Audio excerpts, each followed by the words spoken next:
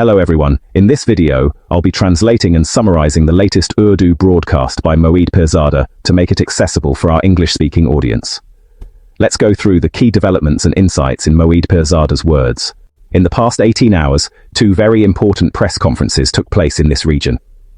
One was held by the Director General of Pakistan's Inter-Services Public Relations, General Sharif Ahmed, in Peshawar, Pakistan, and the other was by Afghanistan's Foreign Minister Amir Khan Muttaqi in New Delhi, India.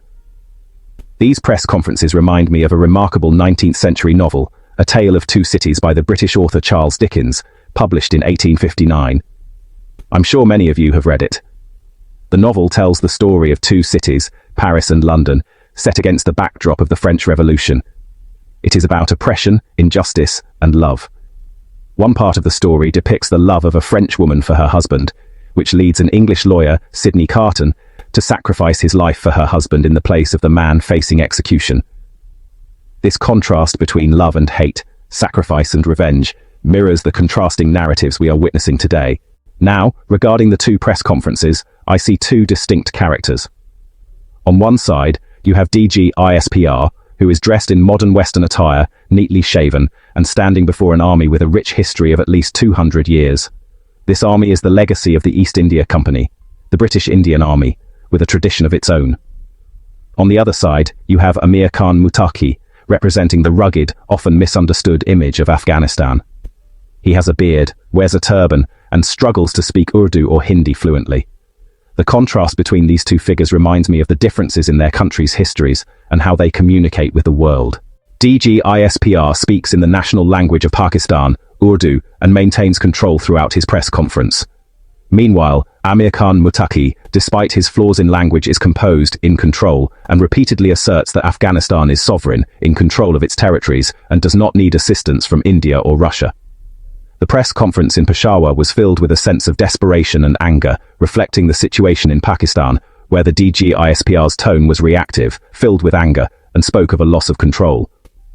On the other hand, Amir Khan Muttaqi's press conference in New Delhi was calm and confident, as he repeatedly emphasized that Afghanistan is in control of its own affairs and does not need outside interference.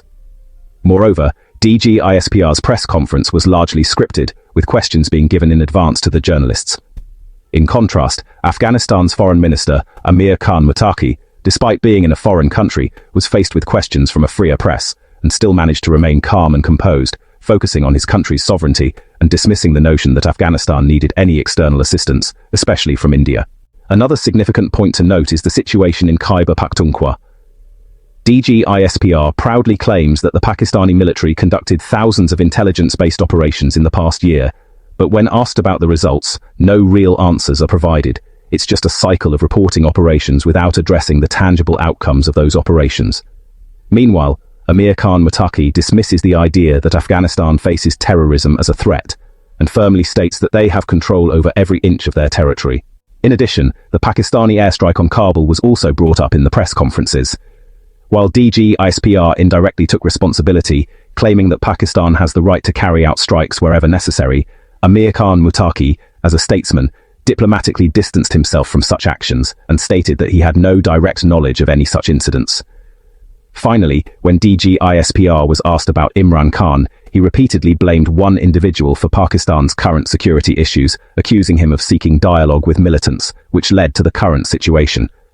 Interestingly, this period from 2018 to 2022 was one of the most peaceful periods in Pakistan's recent history, but DG ISPR is now blaming one man for the entire nation's situation, despite the fact that Pakistan had relative peace during those years.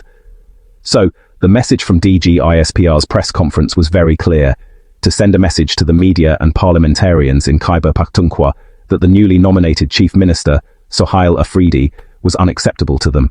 However, in Afghanistan's case, Amir Khan Muttaqi's stance was clear and confident, asserting that Afghanistan is independent and does not require help from any external parties. This stark contrast in leadership styles between DG ISPR's reactive and defensive approach and Amir Khan Muttaqi's composed and assertive diplomacy highlights the differences in how both nations are managing their security and foreign affairs. The press conferences serve as a reminder of the contrasting paths each country is taking. And well, the world is watching how these narratives unfold. He said, "Afghan Shura tells us that we should take them back." With great disappointment, they admitted that we now have to negotiate with them and resettle them. Who didn't know this? All these 0+00 poor souls sitting there. Who among them didn't know that Pakistan's military establishment is the one that creates all the policies for Afghanistan and Kashmir? Which government has come to power till now, whether it was Sardaris, Nawaz Sharif's, or Imran Khan's, that made any strategic or administrative decisions regarding Afghanistan or Kashmir? Who were they fooling? These corpses sitting before them. But I'm not done yet. Let's move forward a bit. After Imran Khan threw the debris, he then threw the debris on KP's government. Then he threw the debris on the police. Someone even asked in the middle, how did we become so emotional about them? By emotional, they meant that DG Sahib should start his own YouTube channel. Instead of closing everyone else's, he should open his own. Let's all compete. Start doing your thing every night and morning, is what they were suggesting. DG Sahib then said that the issue was about the polytheists and the Afghans. He was talking about Amir Khan Muttaqi. Maybe he had visited Pakistan. He said that they came and said that dialogues could happen even with polytheists and non-believers. How could we hold a dialogue with those who have killed our soldiers, played with their heads? How can we talk to them? But you are ready to talk to Israel. You are ready to recognize Israel. You are finding it difficult to lift the issue, yet you are ready to engage with them. But you can't have a dialogue with your own people. Then, a good man, a reporter from Khyber Pakhtunkhwa, whose name I unfortunately forgot, asked DG Sahib, "Our police is fine. People from PTI make statements against military operations, but our police forces, law enforcement and the people in the districts are cooperating, fighting, and even dying. Our chief minister," he pointed at Ali Amin Gandapur, "was removed from this operation for opposing it. The operation was being implemented, and he was removed for that." What's the problem here? DG Sahib continued to focus solely on rhetoric. There was no logic, no sense, no sensibility, no reasoning in his response. He replied by talking about improvised explosive devices in mosques, saying police training was inadequate and governance needed improvement. Listen to the question and listen to the answer. It meant nothing, of course. Then, they asked if these were all planted questions. Someone asked about the international correlation regarding terrorism from Afghanistan against Pakistan. He said, "This is significant. Note this. There are talks going on with many countries regarding this. There has been a lot of progress on this. Something will happen soon." But then, he capped that statement by saying, "Ultimately, it is the responsibility of the Pakistani army, and we can handle it. We are very capable." Earlier, he had said that we were incapable. But now, he is saying that we are capable. A single source, a highly reliable one related to the military, told me in the past 24 hours that they are working on a deal between General Asim Munir and CENTCOM. According to the source, a deal has already been signed or is about to be signed. The deal involves the protection of mineral deposits in Balochistan and their extraction processes, as well as securing the route toward the sea. This deal, involving the placement of 5,000 to 10,000 American troops in Balochistan, is supposedly on the table. That's interesting. I don't believe this deal has happened, and what's the purpose behind it? I asked the source. He said the purpose is to send a message to the Afghan Taliban, the Baloch insurgents and India that now we have a military pact with the United States. Now, stay away from us. God knows better what's really happening. But this information is worth researching. Even if this news isn't 100% accurate, it needs to be investigated. Military sources should look into this themselves. Then no one asked the question, and everyone there acted clueless. So just a few days ago, there was this format for consultations on Afghanistan held in Moscow, and 9 countries were involved. Pakistan was one of them. 4 of the Central Asian countries showed up, along with Russia, China, India, and Iran. There were these generalized discussions about terrorism, basically saying that Afghanistan really needs to do something about it. But here's the thing. Did Pakistan actually present any credible evidence to China, Russia, Iran, or India about terrorism originating from Afghanistan? No one asked this question, and, honestly, no one brought up the fact that Afghanistan's government is now almost recognized by China and Russia. In fact, back in July, Russia officially recognized Afghanistan. China's got a working relationship with them, and, yeah, their ambassador is stationed there. Now, do you actually have credible evidence of Afghanistan's Taliban being responsible for terrorism against us? When Amir Khan Muttaqi was asked this question in India, he responded, "We don't need help because no entity can operate in Afghanistan against our will." So, why is the foreign minister of Afghanistan sitting in India and saying that no entity can operate against their will in Afghanistan? He even went further, saying that every country is responsible for managing its own internal issues. You really can't escape your responsibility by blaming others. So, the real question is, if you have credible evidence that the Afghan Taliban is involved in terrorism against Pakistan, why haven't you presented it to the world? What's the point of giving this evidence to these, poor 0+00 guys sitting in front of you? The real audience should be the United Nations, the Security Council, Russia, China, Saudi Arabia, Qatar, and the Arab League.